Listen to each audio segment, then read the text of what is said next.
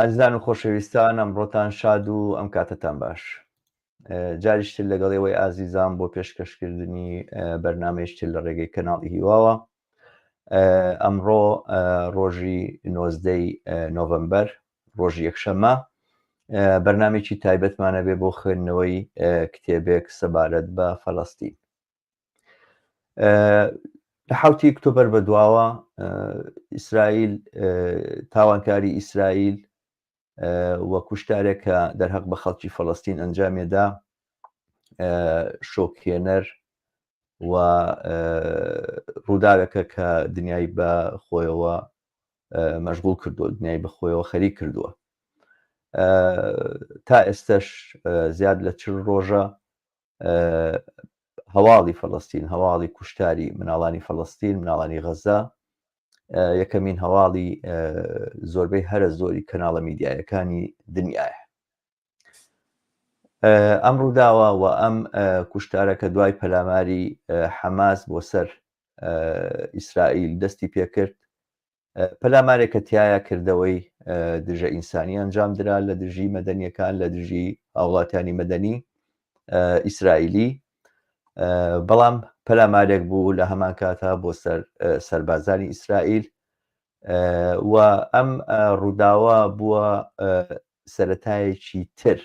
بۆ دەرکەوتنی تاوانکاری ئیسرائیل. گەلێک ئەم کێشمەکێشەوە ئەم کوشتاریکە لە غەزەیە بەڕێواچێ دەستپێکەکەی بە تاوانی حەماسەزان وە بۆ ئەمەش بەڵگە و دەلیل دێننەوە لەسەر ئەو وێرانەی کە ئیسرائیل بڵاوێ نەکاتەوە، لەسەر ئەو چیرۆکانەی کە ئیسرائیل و میدیاکانی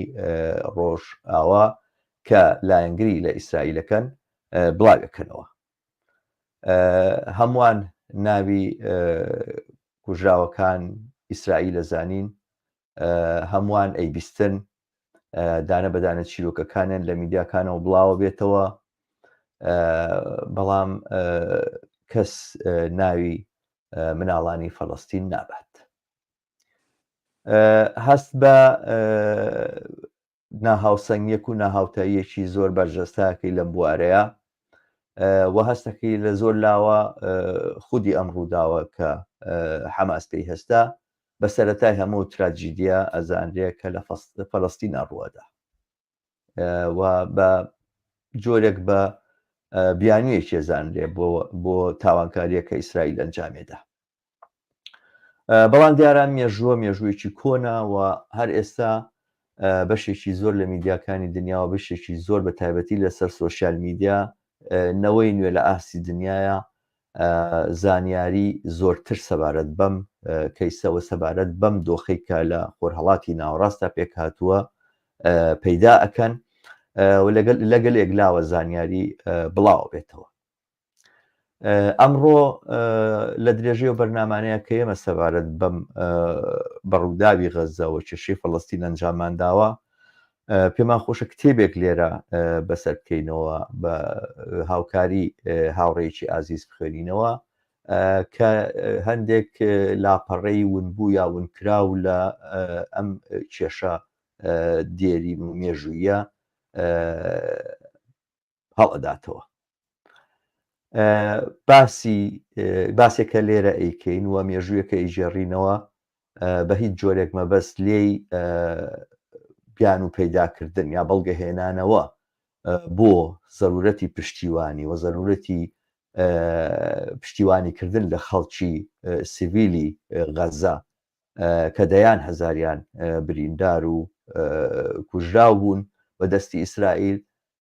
لە ناویانە هەزاران مناڵ وەژن هەیە. بە هیچ جۆرێک باسەکە لەسەرەوە نییە بەڵگەوە بیان و بۆ ئەوە بێنینەوە کە پشتیوانی لەم دۆخە ئینسانی خەڵکی غەزە بکەین و لە بەرامبەر تاوانکاری ئیسرائیلە بۆستین. ئەمە بەڵگەی ناوێ ئەم هەڵوێستە هەڵوێستی هەر ئینسان دۆستێکە لە دنیاە. بەڕاستی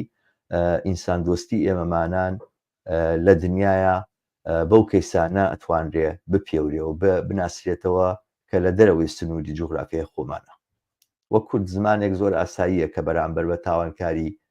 تورکیا و بە تەروریزمی ئێران و بەرامبەر بە سیاسەتە ڕەگەزپەرستیەکانی دەوڵەتەکانی عێراق و تەنانەت ئەو سیاسەتانەی حکوومەتی عێراق کە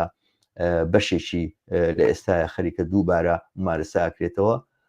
ئینسان دۆستی بەوە ناپێورێکە لە بەرامبەر ئەمانەی هەڵوێست بوەربگری. ئەمانە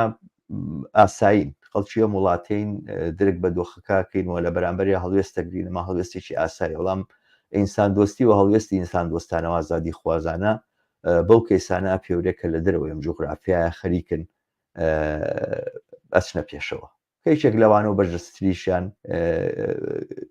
کێشەی فەڵەستینە. لە بەرنامەی ترا لەسەر ئەم بابەتە قسەمان کردووە و هەندێک لایەنمان باس کردووە، دێباتمان ئەنجام داوە و لە داهاتووشە قسەی تر ئەەکەین. بەڵام ئەمڕۆمان تەرخان کردووە بۆ قسەکردن لە ڕەگ و ڕیشە یاخود هەندێک لە لاپەڕەکانی ئەم مێژووە دێرینەکە باسم کرد. ئەم کتێبەی کە ئێمە ئەمڕۆ بەنیازی خوێندنەوەیکی بۆ بکەین و عەرزی بکەین لەگەڵ هاوڕێیەکی ئازیزە، کتێبێکە لەلایەن نووسەرێکی ئیسرائیلیەوە نووسراوە، نووسەرێکە کە لە خودی ئیسرائیل خۆیان لەدایک بووە لەوێ چاوی هەڵێناوە و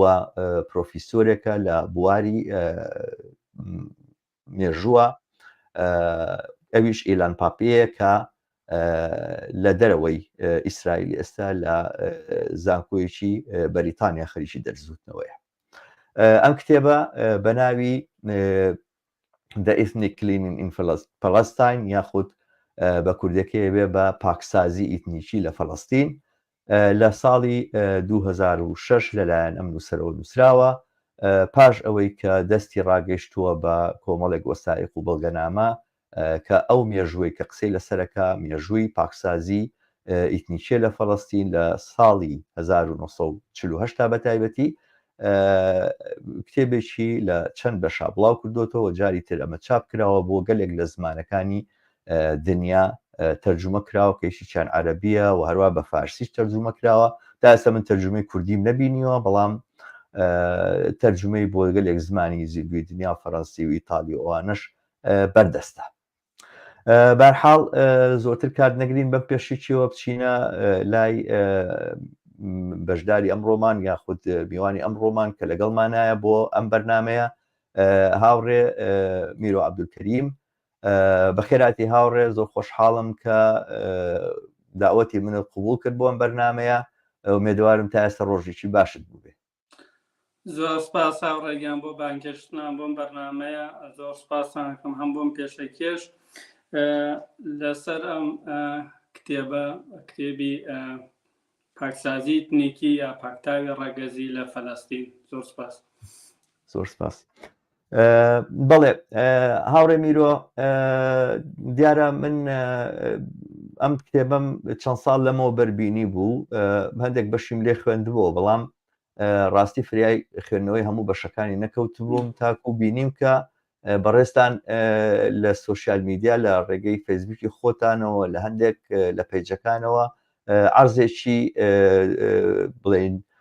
ڕێکوپێشی بابەتەکانی ناو کتێبەتان کردبوو، بۆیە بە باشم زانی کە پەیوەندی بە ئێوەی ئازیزەوە بکەم کە هەرچیەکەم ئەمەوێ ناونیشانێکتان بۆ هەڵبژێرم بۆ خۆتان ڕازینین، نە بە چالاکی سیاسی نە بە چالاکی مەدەنی نەبوانە خۆتان بناسیێنن. ئێوە بۆ بینەرانم بزانن کە ئێوە پیشەی دکتۆریەکەن لە ئەڵمانیا دانیشن و متابعەی مەسائلی سیاسیەکەن و بە تایبەتی ئەو بابەتانەی کە وەک خۆت باست کرد خۆت ئارەزوولێتی ئەوانە هەوڵدێ قسەی لەسەر بکەیت و باسێکت کرد بوو بن چالاکێکی سوۆسیال میدیان. بەرحاڵ مێدەوارم ئینفلوانسێکی بەهێز و بەتوانابی و ئەو تواناییەی کە هەتا لە ڕێگەی سوۆسیال میدیاوە بە ئاراستەی چاوکردنەوەی ئێمەمانان و خەڵکی تر بۆ ئەو کتێبانەی کە وەختمان یا وەخت ناکەین بیان خوێنینەوە کۆمەکمان بێ لانی کەم ئەمە بێ. بەرحاڵ من دووبارە خۆشحاڵم کە ئێوەی ئازیزم لەگەڵایە. پێم خۆشە سەرەتا سەبارەت بەم کتێبە ئەوە بڵێم کە ئێوە چ تایبەتمەندێک چ خصوصێتێکی دیاریکراو لەم کتێبەیە بینن. دیارە کتێب زۆر نووسراوە لەسەر ئەوەی کە پێوترێن نەکبە بە لای عەرەبەکان یاخود پێوترێت دامەزراندنی دەوڵەت لە لای ئیسرائیلەکان و لە ڕاستیە وەکو ئێلان پاپیەڵێ بۆ خۆی پاکسازی یاخود پاکتاوکردنێکی ئێتنیکی بۆ لە فەڵەستینا ڕوویداوە. کتێب زۆر نووسراوە لەم بابەتە، زۆر شتی مێژووی وتراوە. ئێلان پاپێت تەنها مێژوو نووسی ئیسرائیلی نییە کە خۆی جووە لە ئیسرائیل ژیاوە، لە ئیسرائیل گەورە بووە، ئەو تاقانە نییە لەم بوارەیە کە لەم بابەتەوە قسەی کردبێت. بەڵام خصوصیاتێکی دیاریکراو بوو ئەم کتێبە، وەک پێشتریش پێکەوە قسەمان لەسەر کرد ئاماژت پێدا. پێم خۆشە سەرەتا بەوە دەست پێ بکەین چ تایبەتمەندێک خصوصیاتێک لەم کتێبەیە بینیتۆ بەڕێز؟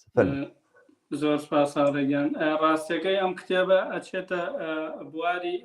مێژوونووسانی نوێەوە، ینی ئێلان پاپێ لە ئیسرائیلە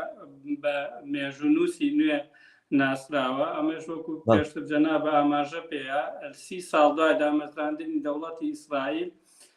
کۆمەڵێ دۆکومنت لە ئەرشیفی دەوڵەتە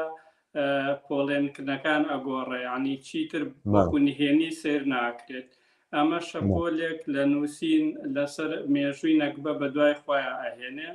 نەکبەی 1948. هەندێک لەوانە کەسانێک وەکو بۆنی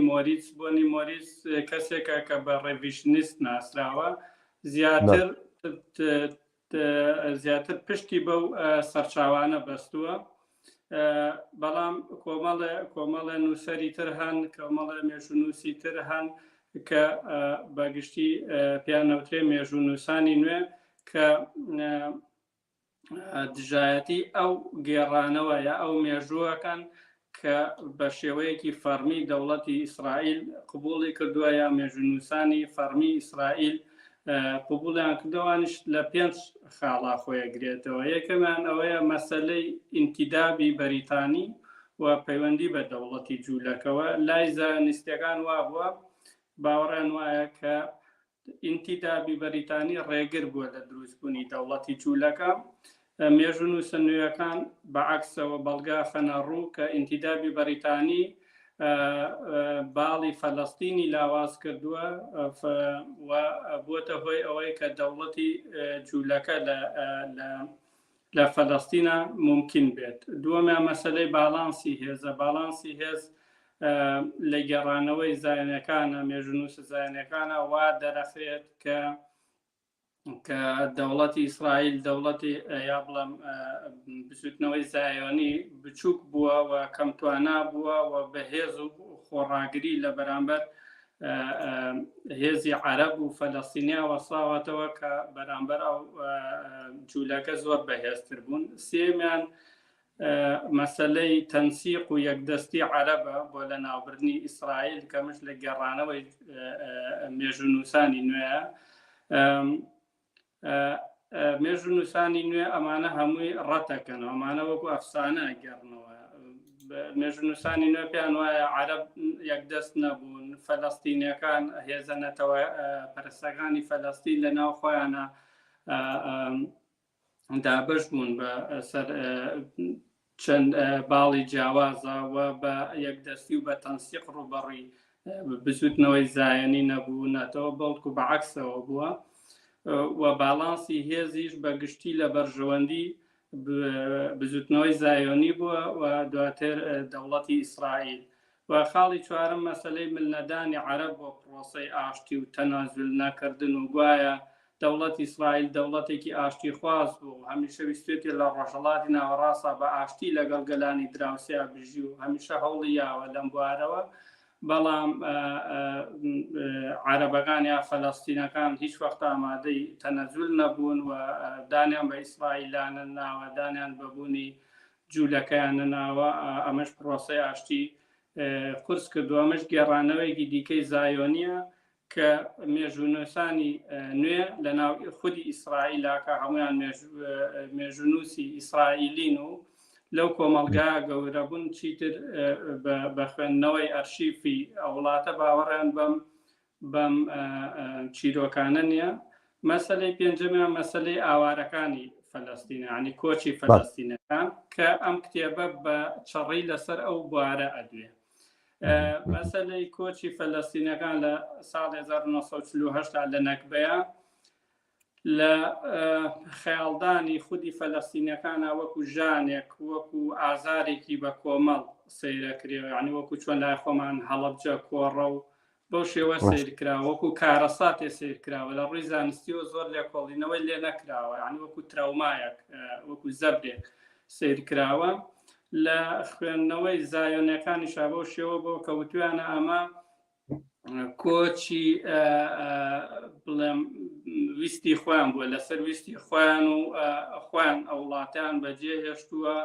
یان عەرەبەکان هانیان داون ترساندویانن لە دەوڵەتی جوولەکە بەشێک قسەیەکی ئاواش هەیە هاوڕێ میرۆ ئەڵێن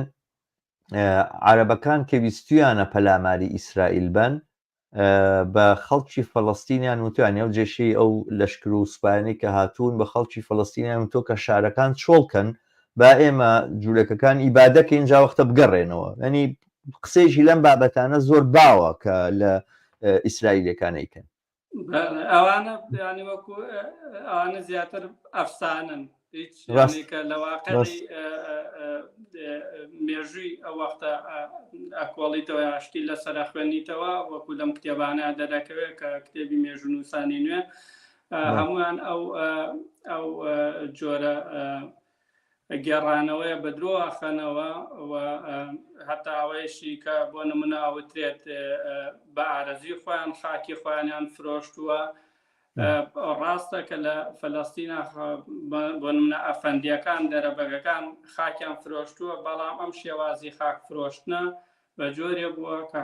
سەدەها ساڵ باو بووە و هیچ مانایەوەی نەبووە کە مەسەلەن کە دەرەبەگێک خاکێکە فرۆشێ بەمانایەوە جووتیارەکەش لەسەر ئەو خاکە دەرپەڕێنرێ بەو شێوە یعنی ئەو جۆرە ترادیشنە لەگەڵ زایۆنیزمە هاتوێتە وڵاتەوە بەڵام سەرەڕای ئەو هەمووانە هەموو هەوڵانش تا ساڵی 1948 جوولەکە یا بزوتنەوەی زایۆنی لە شەشی خاکی فەلەستینی ئەوەی خاکی مێژووی فەلەستینی بەدەستەوە نەبووە یعنی ئەوانە دەورێکی گەوریان نەدیوە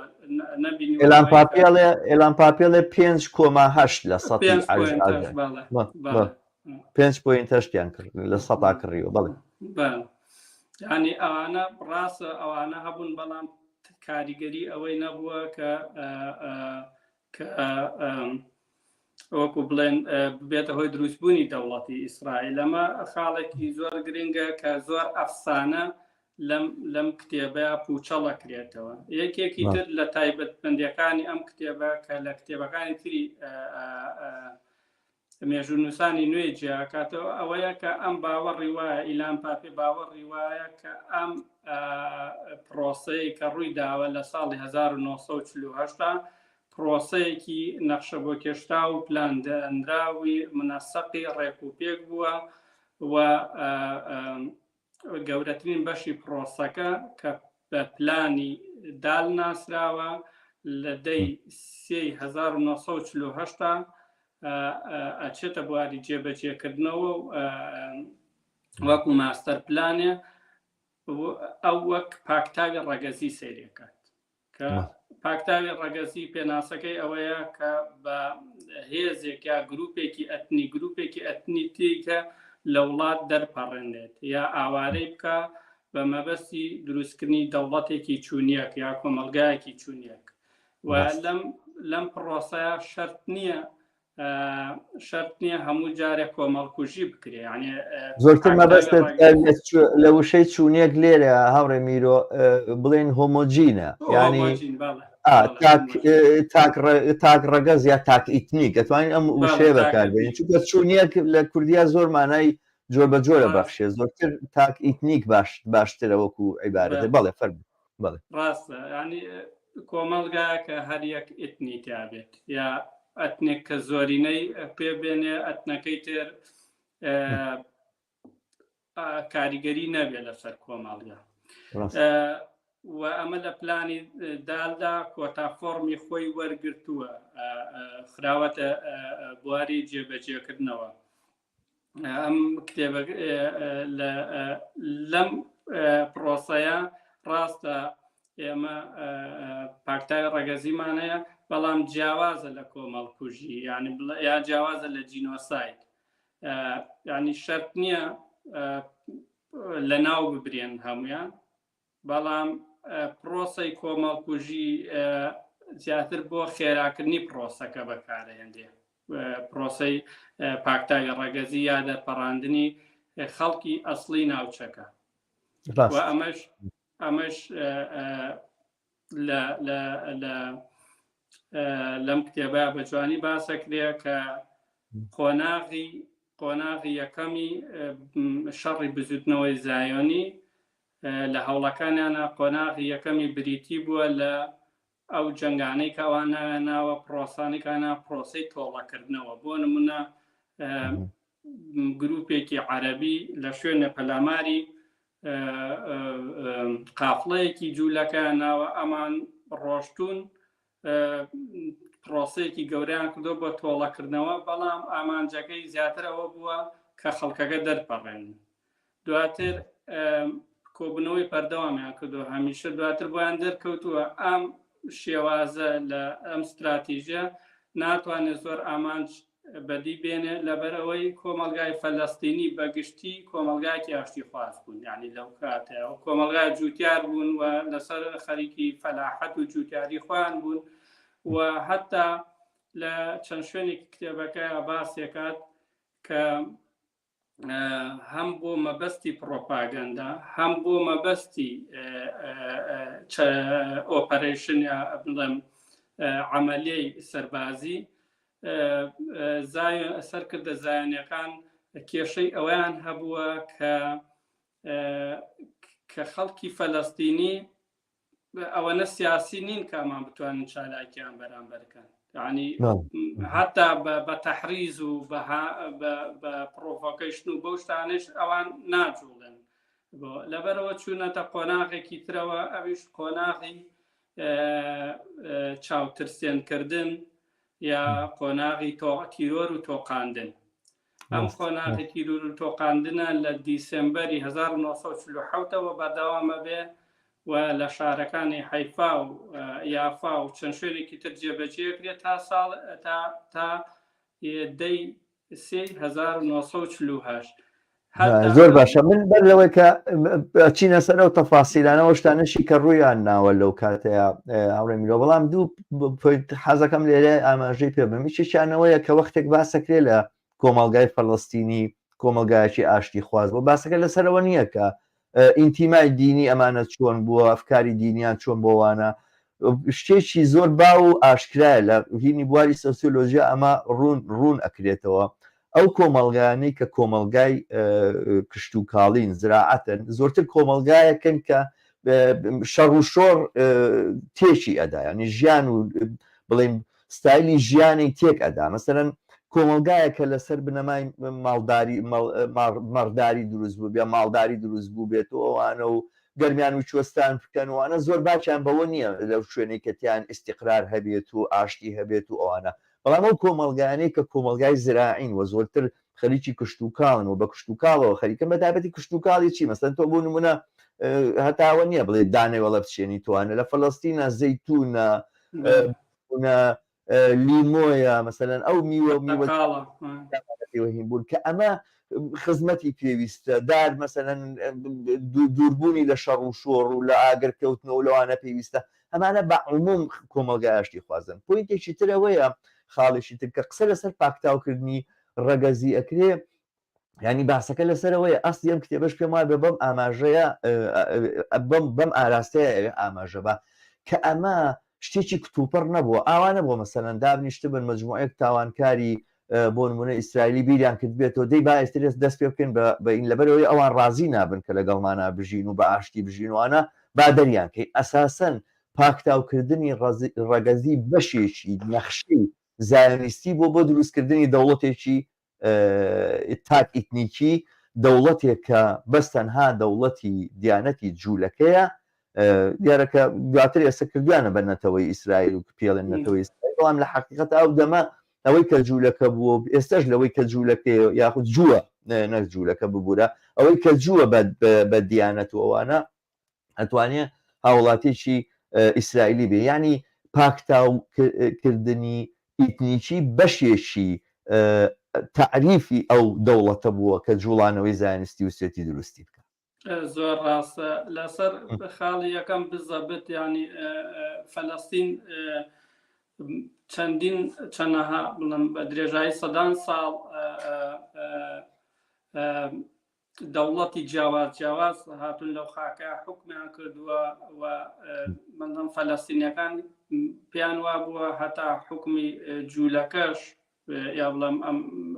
ئاژاوانەی کە هەبووە ئەو شەڕ و شۆڕانە و تیرۆر و تۆقاندانەوەیان زانی وەک شتێکی کاتیە و تێپەڕ ئەبێ و دوامایەکیتر دووبارە ئومێدیان ئەوە بۆ بچنەوە سەر ماڵ و حاڵی خۆیان یعنی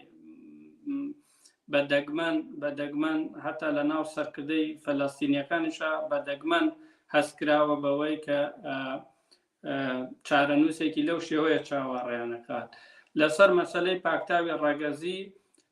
زۆر ڕاستە ئەو لە بەشی دووەمی کتێبەکەیە زیاتر باسی ئەوەکە کە پاکتاوی ڕەگەزی وەکو پاکتاوی ڕەگەزی وەکو پێناسەکە لە ساڵی لە کۆتایی 1947 بڕیاری لێ ئەدرێ لەبەر ئەوەی کە سیاسەتەکانی تر بۆ بەدیهێنانی خەونی زایۆنی نەیتوانیوە بە ئامانج بگە بەڵام خەونی زایۆنی هەر لە سەرەتای دروستبوونی زایۆنی وزمەوە وجودی هەبووە ئەویش وەکو جەنابتان ئاماژەتان پێکرد دروستکردنی خاکێک بۆ جوولەکە کە هەر جوولەکە تایە باڵا دەست بێەوە ئەوان بۆ ئەمەش هەرزوو ئامادەکاریان کردووە ینی لە پاڵام پاڵنەرە لە پاڵنەری خەونی زایۆنیە لۆبیان کردووە و بۆ ئەمەش زایۆنیزمی مەسیحی گەورەترین هاوکاریان هەبووە یان بڵم مەسیحەکانیش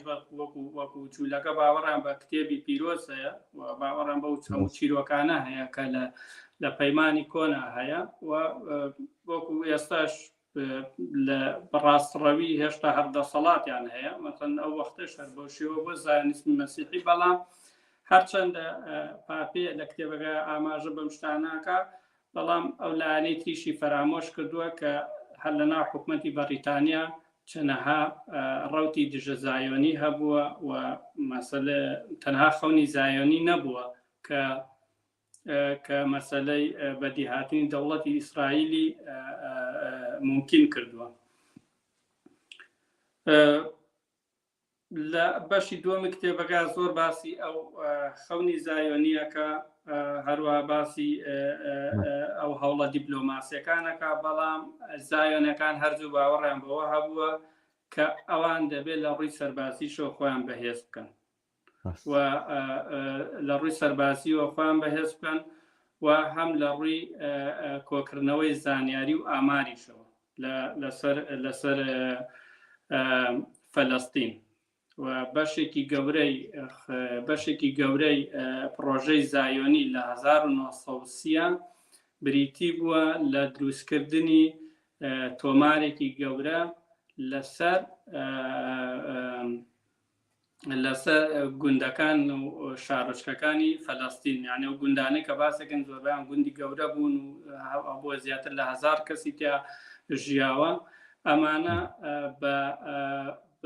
هەوڵدانی زانستی بە دیاریکردنی جوگرافیایی بە لە ئاسمانەوە بە وێنە کێشانی ئەم گوندانە و دروستکردنێکی ئامارێکی چڕوپڕ ئەرشیف لەسەر بژیانی خەڵکی ناوچەکە مختاری گوندەکە کێیە مەیلی سیاسیان چۆنە سروشتی ناوچەکە چۆنە ئیتر ئەم فایلانە هەمیشە ئەپدەیت کراوە ینی ساڵ بە ساڵ ئەپدەیت کراوە زانیاری نوێی وەزیا کراوە کێسی خوڕە لە ناوچەکەیە و هەمیشەش ینی مەسەن لەگەڵ بەرەو پێشوونی ساڵەکانە بۆ نمونە لە ساڵی 1945 بۆ 1947 فایلەکان زیاتر سروشتێکی سەربازی وەرەگرن یعنی مەسەن لە فایلەکانە نووسرێ لەکوێوە داخلی گوندەکە بین باشترە لەکوێوە هێرشی بۆ بکرێت چونکە زۆربەی ئەو گوندانە وەکو لە کتێبەکە باسەکە لەسەر بەرزایی و تەپەڵکە دروست کراون و ئەوان تر هەوڵان ناوە پسم بزان لەکوێ ینی ئەم خۆ ئامادەکردنە لای زایۆنەکان لە 1930ەکانەوە کە بڵێن پێشتر هەر خەون بووە لە سیەکانەوە ئیتر ئەبێت وەکو کە بەخوان ئەڵێن سیستەمیک پلانین، یعنی پلانێکی سیستەماتیکیان هەبوو بۆ ئەوەی کە دەوڵەتی مڵم خاکی فەڵەستین بخەنە ژێر کێفی خۆیانەوە. یعنی ئەوەنە شتێک نییە بڵێ وەکوڵەن لە ڕەوتی ڕووداوەکانە ئەم پاکتاوە دەستی پێکردووە، بەڵکو ئەم خەونە لە گۆڕێ بووە و کاری زۆری بۆ کراوە، بەڵام بەپێی دۆخ و ڕیاڵپۆلەتیک استراتیژیەکانیان گۆڕیوە. نهاتە جۆرێک دابشکاریان کردووە. تەمان چەند ئاساباتێکیان نەبوو لە شوێنێکە من زۆر سەرنجی ڕاکێشم کە باسی شێخ مؤنیسەکە دێ شێخ مؤنیس کە ئێستا نەدەم ناوەکی کراوە بە شتێکی تر کە دیارە ئەو بەشەش زۆر هینە سەرنج ڕاکێشە کە ئەم پاکتاوکردنی ئیتنیکیە بە تەنها ئەوەی نەگرتوۆتەوە کە خەڵکی عەرەب زمان یاخود خەڵکی موسڵمانی ئەو دیانە دەرپەڕێنن، تەنانەت گۆڕینی ناوەکانیان، ئەو ناوانەی کە ناوی عەرەبی بوون هەمویان ناوی بڵێن یەهودی یاخود ناوی عیبری تازەیان بۆ داناوە، خود نەگەوەی کە ناوەکە بە عیبریەکان ناویش تریان لێ نابێت، ئەسڵ ناوی نییە لە زمانی عیبریا، خۆیان هاتوون بینیاندا تاشیوە. جا باسی دێ شێخ مؤنیسەکە کە ئێستا دەبیەکە وەک ئیلان پاپێڵێ زانکۆی تل ئەبیوی لەسەر دروست کراوە. ئەم دێیە هەتاکو بە جۆرێک ڕێکەوتون لەگەڵ ئاسابەی هاگانایە ڕێکەوتون کە ئێمە شەڕ ناکەین و ئاشتی بێ لە بینمانە و چیتانەوێ ئەمە ئیکەین و هاوکاریتانەکەینەوەوانە. دواتر هین گروپێکی تر کە لە هاگانا جیابۆتەوە ئەو پەلاماری داون و ئەوان دەریان پەڕانون دەریان کردو. ئەو کاتێک ئەو گروپە پەلاماریان داوە ئەرگۆنەکان پێما بێت کە پەلاماریان داون ئەوانەی تر کە پێشتر ئیتیفاقیان لەگەڵا کردو خۆیان نیشان نەداون، ینی بە جۆرێک دابشکاریەکیان کردووە لە بینی خۆیانە کە هەتا ینی نەخشەکە بە تەنها نەخشەی بڵین ئامارسازی و ئامارکردن و ئەوەی کە چۆنی پەلامار بنوانە نیە، خۆتی جێبەجێکردنەکەشی هەنگاو بە هەنگاو نەخشەی بۆ داڕێژراوە کە چۆنی بکرێت. ڕاستە ئەوە مەسەلەی گۆڕینی ناوەکان ئەوە ئەکەوێت دوای دروستبوونی دەوڵەتی ئیسرائیلەوە وەکو سڕینەوەی ئاساری فەلەستینی لەسەر ئەو خاکە. بەڵام ئەوەی کە مەسەلەن ئەمانە وەکو جەناب باسیگەی قۆناغ بە قۆناغ بوون و ئەم ئامار و ئەم کۆکردنەوەی زانیاری و ئەم هەموو هەوڵە دیپلۆماتیانە نەی ئەتوانی ئامانجی خۆی بەدی بێنێ تا کاتێک کە دەوڵەتی بەریتانی لەسەر ئەو خاکە بێ. ئەوە بەڵامان خۆیان ئامادە کرد بوو لە ئەگەری بەجێهێشتنی خاکی فەلەستینە لەلایەن دەوڵەتی بەریتانیەوە ئەوان چۆن مامەڵە بکەن و دوای ئەوەی کە ڕوونە بێتەوە مەسەن لە شوباتی 1947 ڕوونە بێتەوە کە دەوڵەتی بەریتانی ئەوە خاکی فەلەستین بەجێ بێڵێت و خۆری ئیمپراتۆریەتی بەریتانی ئاوا بێت و دوو زلهێزی دیکە لە جیهانە دروستە بن وەکو سۆڤێت و ئەمریکا و زیاتر حیزبی کاری بەریتانی زیاتر مەشغوڵی دروستکردنی دەوڵەتێکی ڕەفایە لە ناوخۆیە و لە کۆلۆنیەکانی مستعمەرەکانی ئەکشێتەوە. ئەمە دواخە دروستەکە کە زایۆنیەکان ئەیانەوێ ئەم هەلە بقۆزنەوە، ئەم هەلە مێژوویە و بەشێکی کتێبەکە لەسەر ئەم دۆخەیە کە لە شتێک کە ئێلان پاپێ ناوێنێ ئەنجومەنی ڕاوێژکاری کۆنسەڵتانسی. ئەم ئەنجومەنی ڕاوێژکاریە ئەنجومەنێکی ڕسمی نەبووە و زۆربەی کتێب بڵێم کۆبنەوەکانیشیان دۆکومنت نەکراوە، ترانسکریپت نەکراوە، نەنووسراوەتەوە، تۆمار نەکراوە. ئەوەی کە ئێلان پاپێ خۆی لە یادەواریەکانی بنگۆریۆن سەرۆک وەزیرانی ئیسرائیل و سەرۆکی بزوتنەوەی زایۆنی و لەگەڵ کەسێک بە ناوی ئیسرائیل گالیلی ئەرشیفی تایبەتی خۆی لەوانە بڵم ڕێکۆنستراکتی کردو دووبارە بنیاتی ناوەتەوە چی ڕوویاوە لەم ئەنجومەنە ڕاوێژکاریانە. ئەوانە مەسەن کۆبنەوەیان کردووە هەمیشە بەردەوام چۆن مامەڵە لەگەڵ دۆخە نوێیەکەیە بکرێن. ئێمە ئەزانین کە UN لە کۆتایی 1940 لە 30 نۆڤەمبەرە یا 29 نۆڤەمبەرە بزەبت نازانم بەڵام 29 نۆڤەمبەرە بڕیار دەدات بڕیاری 1970 بۆ دابەشکردنی خاکی فەلەستین خاکی مێژووی فەلەستین ئەوەی لە ژێر ئینتیدابا بووە. ئیلان پابێ وەکو باسێکە ئەم بڕیارە هەم بڕیارێکی نائەخلاقی بووە هەم بڕیارێکی لە ڕووی یاساییشەوە دروست نەبووە چونکە لە 56 خاکەکە دراوە بە جوولەکە کە 600,000 کەسیان پێکێناوە فەلەستینیەکان کە 1,300,000 کەس بوون لە 142 خاکەکان پێدراوە ئەو دووەشی کتری کامێنێتەوە وەکو شارێکی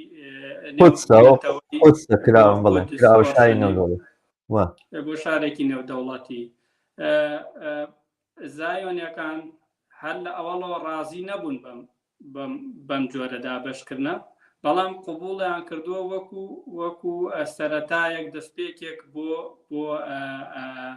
گفتوگۆ دانوستانکردن لەسەری ئەوەشی کە یارمەتی داون لەم وارەوە کە ئەوە بۆ فەلەستینیەکان هەر لە ئەوەڵەوە دابەشکردنی خاکی فەلەستینیان ڕەت کردوێتەوە چونکە لە ساڵی 1920 فەلەستینیەکان لە سانەوەدی خاکی فەلەستین پێکەهێنن بڵێم کۆمەڵگای دانیشتوانی پێکەهێنن هیچ کەسێک مەجبور نییە مەسەن لە خاکێکی بەو شێوە دابەشکە لەگەڵ لە سادەی کۆمەلگایەکە کە نیشتەجێن و لەگەڵ شەپۆلی دیکەی کۆچە هاتوون و زیابوون لە کۆمەڵگە. منم شتا ئەم باسی تەقسیمە ئەم باسی دابەشکردنە شتێکی بیر هێنامەوە کە 10 ساڵ بەرلەوە ینی ساڵی 1937 کۆنگرەیەکی جوڵانەوەی زانستیە کۆنگرەی زانیە لە هین ئەکرێت لە سویسرا ئەنجامەدرێ لەو کۆنگرەیە بڵین گۆڵدامائیر کە یەکێکە لە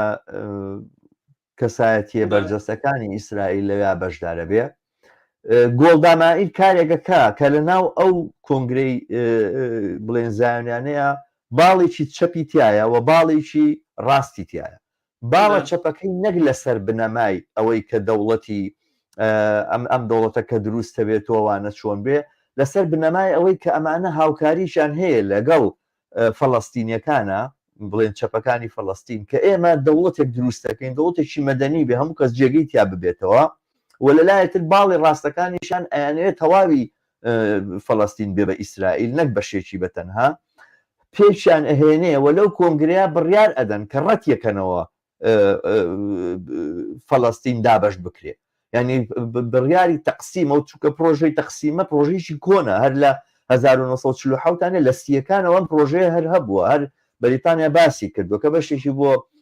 فەڵەستینەکانە بێت و بەشێکی بۆ ئینەکانە بێ و پێشتریش بەشی ئیسرائیلەکان زۆر کەمتر بوو لە بەشی فەڵەستینەکان لە سەرەتایە بەڵام ئەوان هەر ڕازی نەبوون بەمار وتویانە نایکەینەوەە تاکەوەی کە هاتە سەر 1940 لەوێ ئیتر ئەم یعنی ئەوەی کە ئەوترێ عەرەبەکان یاخود خەڵکی فەڵەستین ڕازی نەبوون بەم دابەشکردنە کەسێک نەزانێت کە ئیسرائیلەکان هەر لە بیدایەتە ویستیانە دەوڵەتێکی بچکۆلیان هەبێتوانە بەڵام حەقەتەکەی ئەوەیە جوڵانەوەی زایۆنیستی لە ئێستاشی لەگەڵا بێت تەواوی فەڵەستینی وێتوانە بەو یەکتیفا ناکە کە ئەو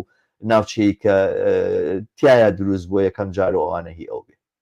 زۆر ڕاستە ئەو مەسەلەی دابەشکردنە یەکەم جار لە 1933 بووە دواتر زیاد کراوە تا 1956 پێدراوە و ئەوان وەکو لەو کتێبەشا باسێکەوە بە گەڕانەوە بۆ بیرەوەریەکانی بنگوریۆن خۆی ئەوان وتوانە ئێمە وەکو دەستپێکی ئەمە قبوڵەکەین و حتا ئەوەشان وتووە چونکە فەلەستینیەکان ئەم قەرارەی نەتەوەی گوتۆکان قبوڵ ناکەن ئێمە خودی بنگوریۆن ئەو قساکە کە ئێمە پێویستمان بە دووشتە هێز لەگەڵ دەرفەت، یعنی ئێمە خۆمان بە هێز دەکەین و بەدوای هەلو دەرفەتی گونجاوە گەڕێن بۆ ئەوەی خۆمان سنووری ئەم دەوڵەتە دیاریکەین و ئەم دەرفەتە گونجاوە یا ئەم هەلانە لە ساڵی 1940 بە کشانەوەی بەریتانیا هەڵەکەوێت بۆ بچوتنەوەی زایۆنی، بەڵام بنگۆریۆن پیاوێکی دەوڵەتی بووە و کابراایکی شارەزای سیاست بووە و زانویەتی کە مەسەلەن دەوڵەتی گەورەی ئیسرائیل ئەوەی کە هەموو خاکی مێژووی فەلەستین بگرێتەوە ترسناکە لەو دۆخەیە، بۆیە بە لە سا 56ەکە بە فەرمی ڕازی بووە، بەڵام لە ژێرەوە ئەو کۆنسەڵتانسێ بڵام ئەو ئەنجومەنی ڕاوێژکاری کە مەتەن پاپێ لە کتێبەکە باسێکە هەمیشە نەخشەی بۆەوە کێشاوە کە لە ئەسنای بڵێم لە ساڵی 1940 لەو پرۆسانەیە هەوڵ بدەن لە ساهەشتای خاکی فەلەستین داگیر بکەن، یعنی لەوێ نانویستووە لە ساسە بۆ چونکە پاپێ باسێواکە کە یەکێک لەو بەهێزترین سوپا لە ناو دەوڵەتە عەرەبیەکانە سوپای ئوردن بووە لەو وەختەیە و مەلیک عەبدوڵڵای ئوردن کە بنەماڵەیەکی هاشمی بوون و لە حیجازەوە دەرپەڕێنرابوون و بە ئوردن زۆر دڵخۆش نەبوو وەکو خاکێکی بڵێم بیابانی، حەزێ ئەیویست پنجەم خاکی بەپیتی کەناری ڕۆژئاوای دەستکەوێ و لەسەر ئەوە مەسەڵەن ڕێکەوتن کراوە لەگەڵ بزوتنەوەی زایۆنیە کە بە دەستکەوتنی کەناری ڕۆژئاوا دەوڵەتی ئوردن زۆر تەداخل نەکا لە کێشەی ناوخۆی فەلەستینە و بەمەش بنە لە سابیستی خاکی فەلەستین، خاکی مێژووی فەلەستین ئەکەوێتە دەستی ئوردنەوە، بەڵام لە سا هەشتای خاکەکەی تر خۆیان دانابوو بۆ داگیرکردنی ئەوە بوو دواتر مەسەڵەن کەناری خۆرئاوا ئوردن دەستی بەسەراگرێ و بەشێک لە کەرتی غەزە، ئەو کەرتی غەزە لەلایەن سوپای میسرەوە ئەوەی ئەمێنێتەوە بڵم لە سا 78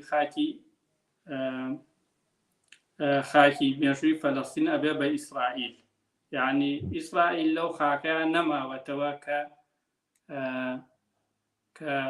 UN بۆی دیاری کردووە، حتا بۆ دیاریکردنە ناعەدالەتیە بۆ یاسایەش. ناسە سەرنجام ئەوان وەختی خۆی کە باسەکەن کە عەرەبەکان بەو تەقسیمە ڕازی نەبوون، ئەڵێن فەڵەستینەکان ڕازی نەبوون، ئەسڵان فەڵەستینی وجودی نەبووە و کاتە تاکو ڕەتی کاتەوە، ئەوە فەڵەستین هەر وجودی نەبووە، وڵاتە عەرەبیەکان بوون کە وتویانە نا قبوڵی ناکەین. دواتر فەڵەستینەکان لە 67 کە وەختێکی داگیر کراوە و دەم ئیسرائیل تەجاوزی تەنانەت ئەو قەراری تەقسیمەشی کردووە کە 1947 دراوە، لەوە زیاتری وەرگرتووە. فەڵەستینەکان لە دوایەوە بە 122 ئەرزەکەی خۆشیان قایل و ڕازین، دیارە هەتاکو ئێستا ئیسرائیلە کە مل نادا بەم بابەتە. تامان ئەم باسانە لەوانەیە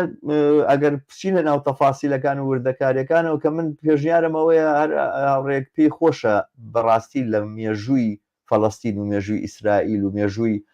ئەم ململانیە بە باشی بناسیەوە بە دەر لە مەجموعەیە ئەفسانە و مەجموعەیەک چیرۆکی نادروست و ناواقعی وەقایعەتەکان بە وازحی و بە دوکۆمنت کراوی ببینێ و بزانێ ئەم کتێبە بخوێنێتەوە، بەڵام دیارە وەختی بەرنامەکەمان بەشی ئەوە ناکە ئێمە تەواوی ئەو مەسائلانە بپۆشین. کۆتایی کتێبەکە بۆ پێم وابێت لە کتێبی تریشە ئیلان پاپێ بانگەوازێکی دیاریکراوەکە بۆ چارەسەرکردنی ئەم قەزیە.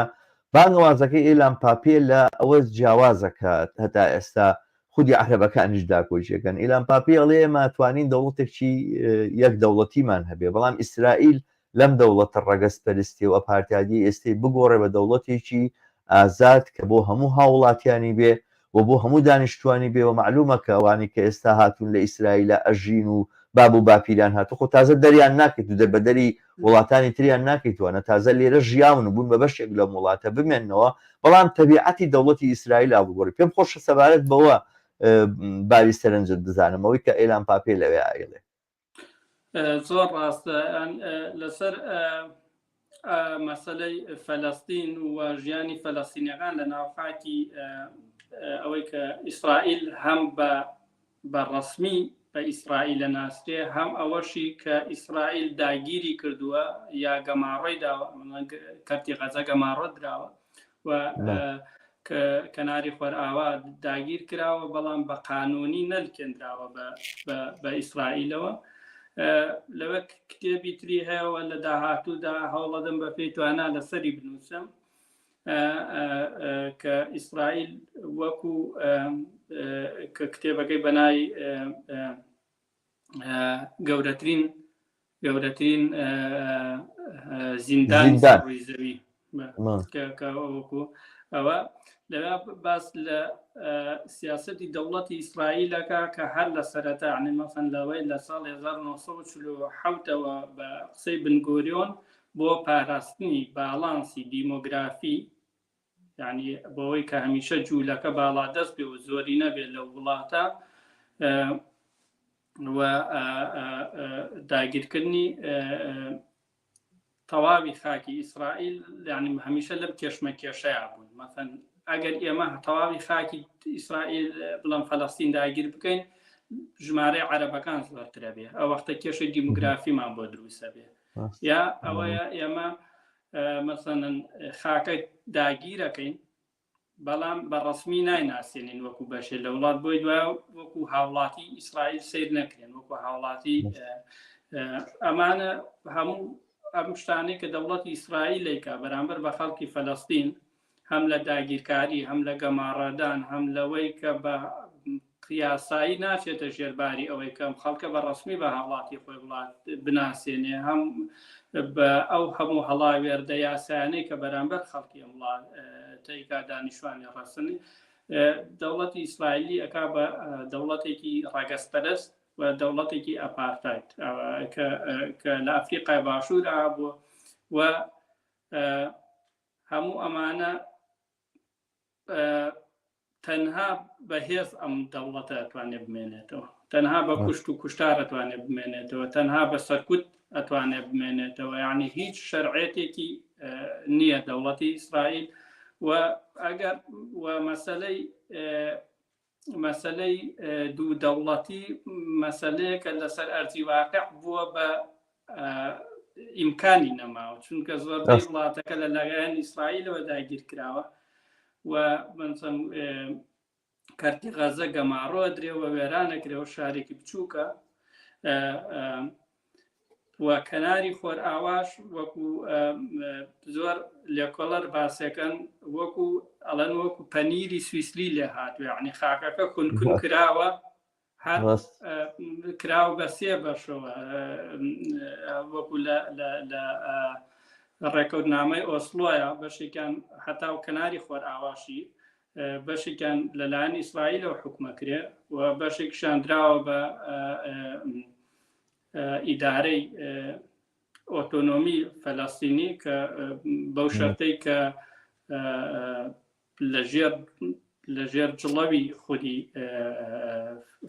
ئیسرائیلا بێت و هیچ سربەخۆیەکی ئابووری نەبێت و هەروە بەشێک کە تێکەڵەیە مەسەن مەڵام لەو بەشەیە زیاتر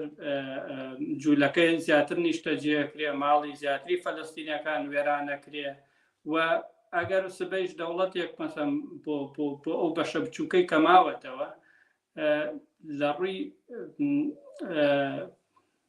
ئابووریەوە ژێرخانی ئابووری بە جۆرێ وێران کراوە کە ناتوانێت منافەسەی وڵاتێکی وەکو ئیسرائیل بکات لەبەرەوە تاکە خەونێک کە بتوانێت کە کۆتایی بەم کێشمەکێشە بێنێ ئەوە هەیە کە مەسەڵەن دەوڵەتی ڕاگەزپەرستی ئیسرائیل دەستبەرداری خەونی زایۆنی بێەوە وڵاتێکی پاش زایۆنی دروست بێت. ئەسڵەن دەوڵەتی ئیسرائیل بەو جۆرەی کە هەیە دیارە لەم بابەتە لەم کتێبە باسیەوە نەکراوە، بەڵام ئەوەی کە قسە لەسەر دەوڵەتی ئیسرائیل و کۆمەلگای ئیسرائیل ئەکرێ، کۆمەلگای ئیسرائیل کۆمەلگایەکی وا ئەوترێت کە تاک ئیتنیکی بێتوانە، بەڵام لەناو خۆیان ناکۆچی و کێشمەکێشی زۆری تایە. نازانم بە دزانیوە یان ناکاتی خۆی هینەک هەیە بلاک پانسەر لە ئەمریکا گروپێک بوو دروست بوو لە بەرامبەر ڕەگەزپەرستی لە دژی ڕەشپێستەکان. بلاک پانسەر فەرعێکی لە ئیسرائیلیش دروست بوو لەلایەن ئەو ئیسرائیلیانەوە، لەلایەن ئەو جوانەوە کە خۆیان جوون وا هاتوون کە لەوێ بژین، بەڵام چونکە پێستیان بڵێن سپی پێست نین وەکو سپی پێستە ئەوروپیەکانەوە ئەوانە بڵێن یەهودی شەرقین یاخود لەمانەی کە میزراحیان پێڵێن لەم بابەتانن، ئەمانە گروپی لەم بابەتانیان دروست کرده بوو لە دژی دەوڵەتی ئیسرائیل بۆ داواکردنی یەکسانی یاخود بۆ لە کۆتایی هێنان بە بڵین هەڵاواردنی ڕەگەزی. ئێستا پالاشەکانی کە لەینەوە ڕۆیشتونکەوانیش بەشێک جوون و بە دیانەت جوون لە ئەتیۆپیاوە کە ڕۆیشتون و لەوێ ئەژین ناوە ڕاپەڕینەکەن و ئەوانە و پێما بێ بلاک لایف ماتەریان دروست کردووە بۆی کە بەحساب ئەمانیش بەشێکن لە ئەو جوڵانەوە دژی ڕەگەز پەرستی کە لە بەرامبەر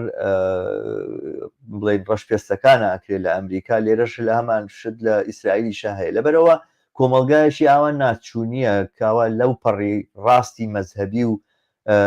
ئەوانەوە تایەتی تا ئەو پەڕی چەپ کۆمەلگایەک کە ئەگەر لە شەڕانە بێ بە بەردەوامی لە کێشمەکێشانە بێ لەگەڵ دراوسەکانی خۆیان ناژی. ینی دەوڵەتی ئیسرائیل و شەڕ، دەوڵەتی ئیسرائیل و پەلاماردانی دراوسەکانی دەوڵەتی ئیسرائیل و ترسی هەمیشەیی لەوەی کەوا بخینچێنرێ و ئەمانە تقریبەن بەیەکسک لەدایک بوون. لەبەرەوە واقعەتی ئەوەیە کە ئەم دەوڵەتە چەندێک ئەمێنێتەوە لەم ناوچەیە بێتە سەرچاوە و بڵین کانیاوی هەڵقوڵینی دڕق و تووڕەیی و شەڕ و شۆڕ لەم ناوچەیە. بەرحاڵ من پێم خۆشە لە ئەخیری باسەکەمانە هاوڕێ میرۆ سەبارەت بەو سەرنجانە قسە بکەین کە عادەتەن لە خوێندنەوەی کتێبە ئەمە سەرنجمان ئەچێتە سەر هەندێک شتی دیاریکرا و بەشێک جار بەشێک ئێمە ڕەخنەمانە بێتەوەوانە، ینی یان کتێبە مەسەلەن هەموو شتەکانی دانەپۆشیەوە یاخود مەسەلەن بازێک شتی زەخ کردوتەوە کە هەست بە کەمێک ناهاوسەنگیەکەینەوەوانە. لە نەزەریەوە کام لایەنانەیەتی ئەم کتێبە کە کرێ بڵین مەسەلەن باشی نەپێکاوە یاخودە بواە باشتر بواە بە بڕواایت و سەرنجیشی دیاریکراوە تێ لەسەری لەسەر ئەم کتێبە ڕاستەکەی ئەنە شتێت نەکوەکو ڕەخنە بەڵکو خودی کتێبەکە ناتوانێت هەموو ئەو بوارانە لە خۆ بگرێ. لەبەرەوە مەسەن لە کاتی ئەم خوێندنەوەی ئەم کتێبەیە ئەبێ ئاگاداریەوە بین کە مەسەن ئەم کتێبە لەسەر بابەتێکی دیاریکراوە و لەسەر کۆمەڵگای داگیرکەر زیاتر قسەکانێک لەسەر بەڵام کۆمەڵگای داگیرکراوە. یعنی ئەمە بێ بۆی بزانین فەلەستینەکان چۆن بیریان کردوتەوە، فەلەستینەکان چۆن بەرەنگاری بزوتنەوەی زایۆنی بووناتەوە. ئەم کتێبە زۆر یارمەتیمان نادا وەکەوەی مەسەن کتێبی ترت لەم بوارە هەیە و بۆ نمونە لە پەیوەندی نێوان دەوڵەتی بەریتانی و بزوتنەوەی زایۆنیە تەنها مەسەن بە شێوازێکی ڕاگوزەر لەسەر ئەم پەیوەندی قسەکە و زیاتر مەیلە پرۆزایۆنیەکانی دەوڵەتی بەریتانی ئەخاتە ڕوو، هەرچەند لەسەر ئەرزی واقع لە ناو فەلەستینە ئەم شتە ڕاستە، بەڵام لە خودی بەریتانیا ئێمە چەنەها لۆبی دژە زایۆنیستیمان هەبووە لەلایەن تەنانەت خودی جوولەکە لیبراڵەکانەوە کە دژی بزنەوەی زایۆنیسم بوون. لەم ڕۆوە ئەو کتێبانە یارمەتیمان نادا. مەسەن خاڵێکی تر ئەوەیە کە بەگشتی بزانین کە سەرەڕایەوەی کتێبە و شتەی باس نەکردووە. ئێمە ئەمە کتێبە وەکو مەسەلەی پاکتاوی ڕەگەزی لەو سەردەمەیە یا مەسەلەی گواستنەوەی خەڵکی لە وڵاتێک و بۆ وڵاتێکی در هەموویە چێتە ژێر پارادایمی دەوڵەت نەتەوەی مۆدێرنەوە و بزودنەوەی نەتەوە پەرستی و ئەمە بێ زایۆنیزم لەو چوارچێوە ببینین. لەو چوارچێوە ببینین کە بزوتنەوەیەکی نەتەوەییە، نەتەوەپەرستیە و لە زۆر شت لە کۆلۆنیالیزمی ئەوروپیەوە فێر بووە و خودی ئەم کتێبەش دەچێتەوە بوارەوە کە مەسەڵەن کۆلۆنیالیزمی فەلەستین لەسەر دەستی بزوتنەوەیەکی نەتەوەپەرست کە لە ئەوروپا فێری نەتەوەپەرستی بووە و دەوێت دەوڵەتێک بۆ جوولەکە دروست بکە، یعنی ئەو کۆنتێکسە. هەروەها ئەوەشی کە مەسەڵەن لە دوای جەنگی جیهانی دووەمەوە لە جیهانە بەهۆی هۆڵۆکۆستەوە بەگشتی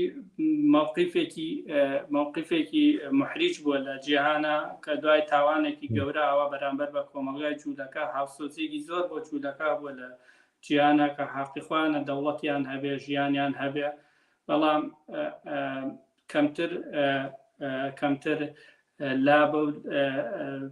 لاکراوەتەوە لە خواستی فەلەستینیەکان.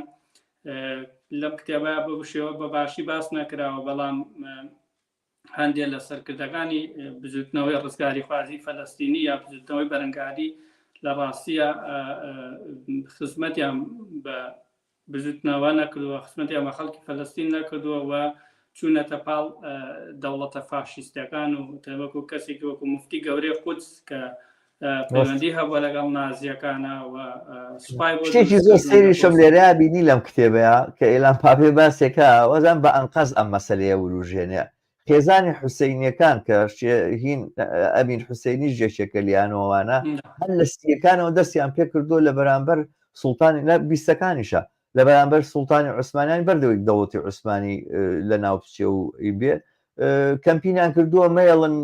جوو ئەوە نەبێ بۆ فەڵەستینخواان لە ژێرەوە عەرزەکانیان فرۆشتووە. یعنی یەکەمی خێزانێکی فەڵەستینی کە من سەناویم بیستی بێ کە زەوی بچکە خێزانەکانی کە زەویان فرۆشتۆ بەشێکیان لوبنانی بوون لە فەڵەستین عەرزیان هەبووە. مەسەلەنەوەی کە برج بەنی عامرە کوێ ئەوە کە مەرج بەنی عامر ئەوە کە فرۆشراوە هین بووە، هی خێزانێکی لوبنانی بوو، دوای چوون بۆ ئەفریقیا سەرۆت و سامانەکان بردووە بۆ ئەوێ. بەڵام ئەو عەرزەی کە فەڵەستینەکان فرۆشتوانە خێزانی حوسینی بوون کە شێخ ئەمین حوسینی کە داوای سووتانی جوولەکەەکانی کردووە چۆتە پاڵ هیتلەر و ئەوانە یەکێکە لەو خێزانان، ینی هەستەکەی پڕپڕە لە ناکۆچی و تەناقز ئەم هینە هەڵوێستی ئەم دەرەبەگانە و ئەمانە بەدەستێک مەسەلەن دوژمنایەتیکی زۆر قەومی و فاشستیانەی جووەکانەکەنەوە بەدەستێکی تریش خۆیان لە دروستکردنی ئەم دەوڵەتە و لە دروستکردنی ئەم کیانە بڵین ڕەگەز پەرستیان ڕۆڵیان هەبوو دەوریان هەبوو. ینی ڕاستەکەەوە من لە کۆتایەتان بێڵم لەسەرم کتێبە کە ناتوانێت شتێکی زوامان پێ بڵێ لەسەر خەباتی فەلەستینیەکان و ئێمە پێشمان بخن، بەڵام کتێبێکی تا بڵێ بە نرخە و سوودی زۆری هەیە و هیوادارم توانی بێتم بەرچاوڕوونیەک پێشکەش بکەم و دەستێکیش پێ خۆش بوو بە زمانی ئینگلیزی هەیە بە زمانەکانی تریش هەیە. من عەرەبی دام ناوە دیارە لە پاتریۆن دام ناوە، پاتریۆنی کەناڵی هیوار کەسێک بە عەرەبی بیخوێنێتەوە توانێت لەوێ نوسخەکەی ببینێ و بیخوێنێتەوە. دوو سەرنجم هەبوو من لەسەرم نووسینەیەکێکیان خۆ بەڕێزی باسە کردووە لە عەرزەکەشتا نازەم ئێستا باست نەکرد، ئەوی کە لەسەر مەوزۆی عەرەبە باسی عەرەبەکانی ناو فەڵەستینەکە و قیاسیانەکە لەگەڵ عەرەبەکانی سووریا ئەوانەیە شتێکت لەوێ لە پەرەنتێز هاوتووەوانە کە زۆر دقیق و دروستە. ئەنی ئەزانی چۆنە مەسەلەن تۆ عەرەبی سووریا بەدەست حافظ ئەسەدە و چیلی هاتووە، عەرەبی عێراق بەدەست سەدام و چیلی هاتوو بۆ بێ بە نمونەیەک بۆی کەوا مقایسەیەکی بزانی عەرەبی ناو ئیسرائیل باشترە ژیا. معلومە لە ڕەنگە لە زۆر شتەوە لە زۆر لایەنەوە ژیانی ئەو باشتر بێ، بەڵام ڕەگەز پەرستیەکە ئەوان بەدەستیەوە ئەناڵێن و ئەوانە ینی هەستەکەم مقایسەکەی لێرە کە مقایسی کردووە وای ئەبینەوە کۆی کە مەسەلەن عەرەب لە سووریا بۆ نمونە وەزعێکی باشتری هەبێت لە عەرەب لە سای دەوڵەتی ئیسرائیلەکە. من موافقی ئەمە نیمەوە ئەگەر واژ نەبێ ناکاتەوەی کە دەوڵەتی ئیسرائیل دەوڵەتێکی باشە، کاتەوەی کەم دەوڵەتانەی تر دەوڵەتێکی فاشیستی ئاشکرا و بێپەردەن. ئەمە یەک خاڵێکیانە. خاڵێکی تریشی من زۆر هەستەکەم جەنبەی لایەنی دروستبوونی ئیسرائیل لەو جێگایەوە کە پەیوەندی زۆر بڵین تەنگاتەنگ و هاوشانی لەگەڵ بەرژەوەندەکانی سەرمایەداری دنیا هەیە کەمتر لەم کتێبە ئەیبینی، زۆرتر وەکو لایەنی سیاسی ئەیبینی. یعنی من وازان دەوڵەتی ئیسرائیل لە ناوچەی خۆرهەڵاتی ناوەڕاستە پرۆژەیەکی ئیمپریالیستیانە و سەرمایەداریانەیە بۆ کۆتوبەندکردنی ئەم ناوچەیە، بۆ داسەپاندنی دواکەوتویی بەسەر ئەم ناوچەیە، بۆ داسەپاندنی دواکەوتویی دینی قەومی و برەوپێدان بە هەموو ئەو بڵێن کێشە و گرفتانی کەوا ئەکە ئەم دەوڵەتانی ئەم ناوچەیەوە خەڵکی ئەم ناوچەیە بە ئازادی و یەکسانی شاد نەبن و فرسەتێک بێت لەبەردەستی ئیمپریالیستەکانە بۆ دادۆشینی ئەم ناوچەیە لە هەموو سەروەت و سامانە بڵێن سروشتیەکانی بەبێەوەی کەوا خەڵک بتوانێت لە بەرامبەریانە بوەستێ. هەستەکەم ئەم جێگا و شوێنێک کە ئیسرائیل هەیەی لەم پرۆژەیە لە بەرچاو نەگیراوە. ئیسرائیل بۆ خۆی بەر لەوەی پرۆژەی زایۆنیزمێکی یەهودی بێتەوەوانە پرۆژەی زایۆنیزمێکی ئەوروپیە، زایۆنیزمێکی مەسیحیە کە ئەم پرۆژەی زایۆنیزمی مەسیحیە ڕاستەوخۆ بەستراوەتەوە بەرژەوەندەکانی سەرمایەدارانی ئەوروپا و سەرمایەدارانی دنیاوە کە ئەم شتەی من هەستەکەم ناهاوسەنگیەتی تیا. بەرحاڵ ئەم کتێبە ئاوای وتۆ نازانم لە کتێبی ترا ئەو ئاماژەی تابێت، چونکە ئەلان پاپیە وەک من بزانم بە باگراوندەوەوانە باگراوندێکی چەپ و مارکسیانەشی هەیە وەک تا ئەو جێگای کە من شارەزای بڵێ لەسەر ئەو خاڵی مەسەن ئەوە وەکو تەناقوز سێرەکە کە بوترێ عەرەبی ئیسرائیلی وەکۆی مەسەلەن عەرەبی سووری یا عەرەبی عێراقی هەماشەوە تەناقوزە. ئەو ڕاستیە ئەوە نیشانەوەی کە شارەزانیە لە مێژووی عێراق و سووریا، چونکە لە عێراق و سووریا عەرەب هەیە و عەرەبی عێراقی و عەرەبی سووری هەن لە بەرامبەر کووردا، لە بەرامبەر میلەتی ترە کە دووبارە لێرەش ئێمە ڕەگەزپەرستیمان هەیە بەرامبەر لێرە عەرەبەکەیە کە ڕەگەزپەرست مەڵەن دەوڵەتە عەرەبیەکەیە کە ڕەگەزپەرستە بەرامبەر بە کورد وەنە لە سووریا کورد جنسی پێنادراوە و هەموو چالاکیێکی سیاسی وە لە عێراق پێویست ناگەمومان ئەزانین کە چی گوزراوە بەرامبەر بە کورد. سەبارەت بە خاڵی دووەم من لەوێ ڕاموایە کە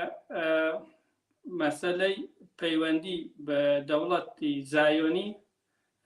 دەوڵەت وەکو دەوڵەتێکی سیاسی کە دروستە بێ مێژووی سیاسی خۆی هەیە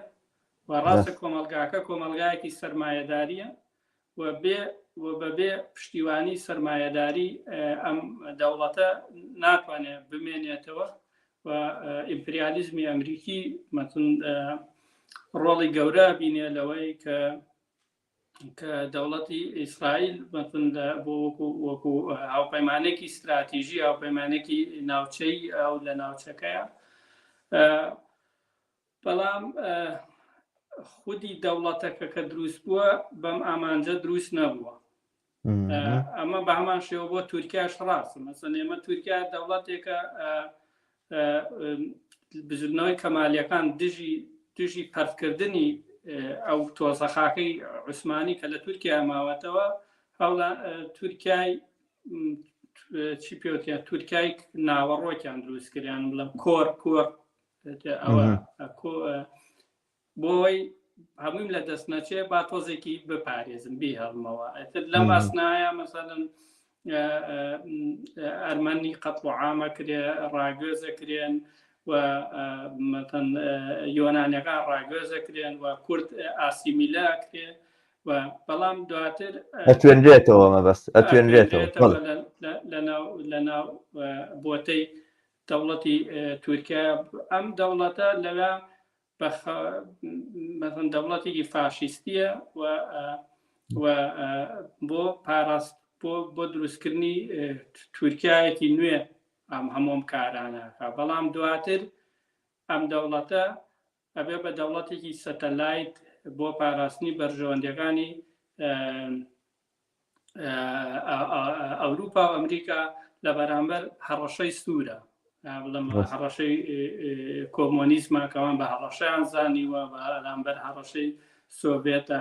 یعنی دەوڵەت وەکو دەوڵەتە چی زایۆنی بێ چی دەوڵەت نەتەوەکانی ترەیە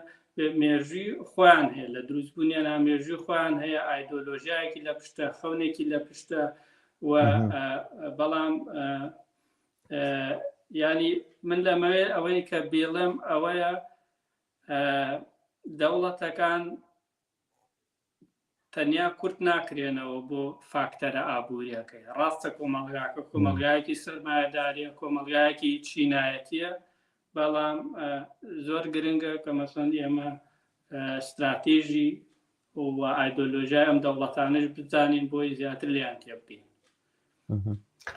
بەرحاڵ منیش من هینەکە بەوە کۆتایی بێنم بە ئەمە شتێک بێ بکرێت لە داهاتووشا لەسەری گفتوگۆ بکەین و قسە بکەین. من پێم وایە ئیسرائیل بە خۆی وەکو تورکیا نییە، تورکیا لەسەر بنەمای ئەوەی کە تۆ پێ کۆری تورکبوونەوەوانە توانێت خۆی دووبارە بەرهەم بێنێتەوە بەو ئایدۆلۆژیا فاشیستیە، بەڵام ئیسرائیل بە تەنها بە ئایدۆلۆژیا نەیەتوانی خۆی بەرهەم بێنێتەوە. ئیسرائیل پێویستی بە هەمیشە و دایم پێویستی بە کۆمەکی بەردەوامی ئەمریکا بۆ، ینی هەر لە ماوەی لەوەتی دروست بووە تا نازانم 300 و چەندێک ملیار دۆلاری ئەمریکای پێدراوە. ئەمە خۆ کەم نییە ئەم پارەیە، ینی ئەم پارەیە وەکەوە ئەم دەوڵەتە بە پارەی ئەمریکا ژیابێ. ینی باسەکە لەسەرەوەیە بەرژەوەندەکانی ئەمریکا و غەربی لێ پژلابەرە پرۆسەی دووبارە بەرهەمە هاتنەوەی ئیسرائیل دەرگیری کێشەی گەورە ئەوێ. هەمیشە و دایم ئەوە ئەمریکا لە مەجلیسی ئەمناکە خەریکە حەقی ڤیتۆ بەرز دەکاتەوە لە بەرامبەر هەر بڕیارێکە ئادرێت لە بەرامبەر ئیسرائیلەوە. ئەمریکایە مەسەڵەن پشتی جوڵانەوەی زایانیستی گرتووە ماوەیەک لەلایەن UN-ەوە وەکو جوڵانەوەیشی ئاپارتایدی ناسراوە، ئەوانە جوڵانێکی عنسوری ناسرا دوای هاتن بڕیاریان هێنا هەڵیان وشانەوە. یعنی هەمیشە و دایم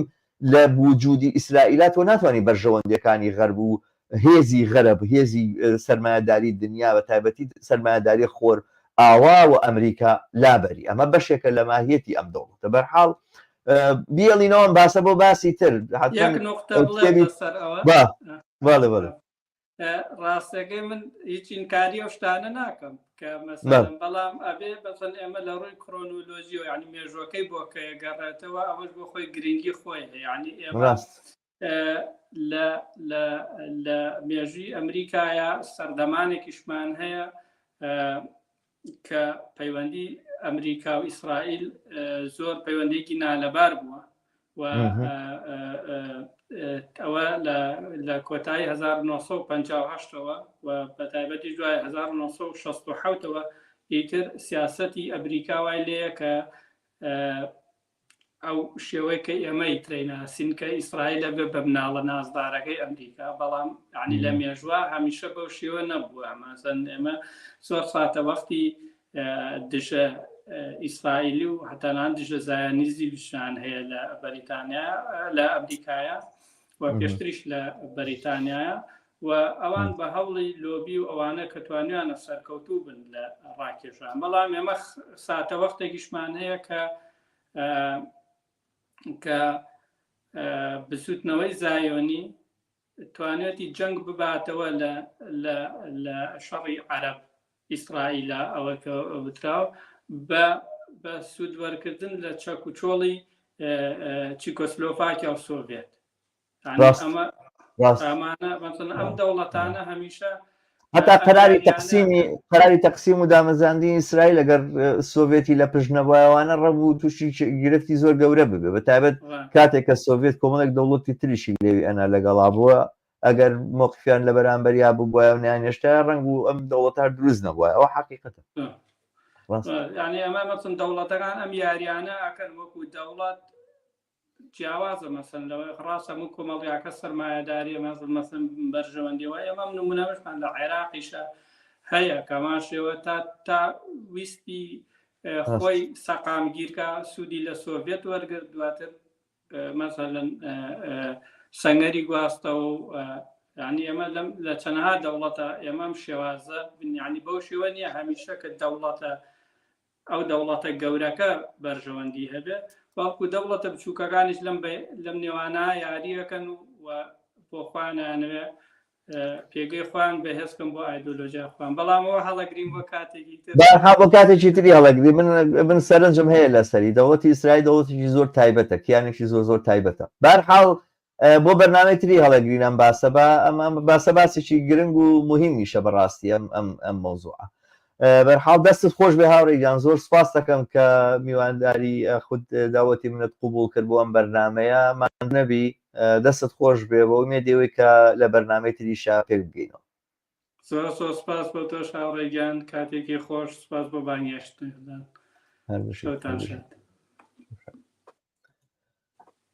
بەڵێ عزیزان و خۆشەویستان بەم شێوەیە دێنە کۆتایی بەرنامە ئەم هەفتەیەشمان لە ڕێگای خۆتانەوە لەیکی ئەم بەرنمەیە لە سوۆسیال میدیا لە لای خۆتانەوە بڵاو بکەنەوە و ئەگەر تا ئێستا کردووە کەناڵی هیوا لەسەر یوتیوب سەبسکرایب بکەن و بە دۆست و ئاشنایانی خۆتانی بناسیێنن. تا بەرنمەیەکی تر یەکتر دیتنەوەیکی تر و باسێکی تر یاخود باسێکی تر سەبارەت بە فەڵەستین بە شادی و کامەرانیتان سپێرم.